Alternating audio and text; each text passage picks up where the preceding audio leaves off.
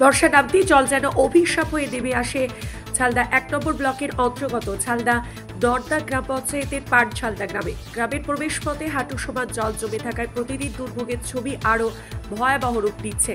এই কাদাপানি রাস্তায় ঝালদা শহরের সঙ্গে সংযোগ রক্ষা করে পাটঝালদা সহ পার্শ্ববর্তী বেশ কয়েকটি গ্রামের প্রতি বছর একই দৃশ্য দেখতে হয়।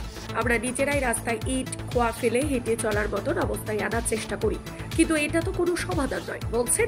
আমাদের এটা সমস্যাটা অনেকদিন ধরেই আছে, কিন্তু আমরা বিডিও অফিসে বা পঞ্চায়েতে সব জায়গায় জানিয়েছি, কিন্তু তারপরে জানার পরে একটা ড্রেন হয়েছিল 2017-18-তে। সেই ড্রেনে কোনো জল যাতায়াতের কোনো ব্যবস্থা হয়নি। ড্রেনে কোনো জল পারাপার হচ্ছে না। আর আমাদের এই সব জায়গায় আমরা যেহেতু জানালাম, বিডিও অফিস পঞ্চায়েতে আগেও জানিয়েছি, এর আগের বছরও জানিয়েছি, কোনো কাজ হয়নি। তার থেকে আমরা নিজেরাই পাড়া পড়শি গ্রামের লোক নিজেরাই হাত লাগিয়ে ড্রেন পরিষ্কার করছি যাতে জল পারাপার হয়।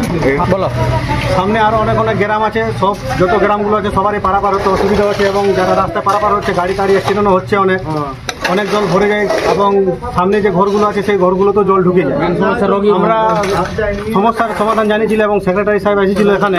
সেক্রেটারি সাহেব দেখে গেছিল, সেটার জন্য বলছিল কাজ করবো। তো আমরা তো তার জন্য অপেক্ষা করতে পারছি না, ঘরের ভিতরে জল ঢুকে যাচ্ছে, অনেক সবার জিনিসপত্র ভিজে যাচ্ছে। তার জন্য আমরা নিজেরাই সবাই উদ্যোগ নিলাম যে আমরা গ্রামের লোক, পাড়ার লোক, আমরা নিজেরাই এটা থাকলাম। প্রতিবার আবেদন জানিয়েও ফল পাইনি, তাই এবার আর বসে থাকিনি। নিজেদের টাকায় নিজের শ্রমে আমরা রাস্তা সংস্কারের কাজ শুরু করেছি। কেউ কোদাল ধরেছে, কেউ নালা পরিষ্কার করছে। রাস্তা সংস্কারে এমন কথাই শোনালেন গ্রামবাসীরা। এখানে আমাদের মেম্বার প্রধান এখানে মানুষ নাই, মদ খায় ঘুমাই থাকছে।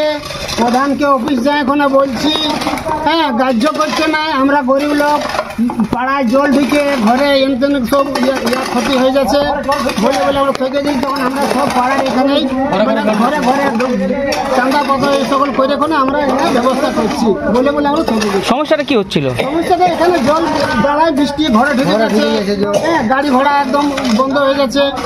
বিষয়টা আমি বহু আগেই ঊর্ধ্বতন কর্তৃপক্ষকে জানিয়েছি। তারা এলাকা পরিদর্শন করেছেন, কাজ শুরু হওয়ার কথা। তবে তার আগেই গ্রামবাসীরা নিজেরাই উদ্যোগ নিয়ে কাজ শুরু করে দিয়েছেন। আমি নিজে চেষ্টা চালিয়ে যাচ্ছি যেন দ্রুত কোনো স্থায়ী সমাধান আসে বলছেন গ্রাম পঞ্চায়েত সদস্য।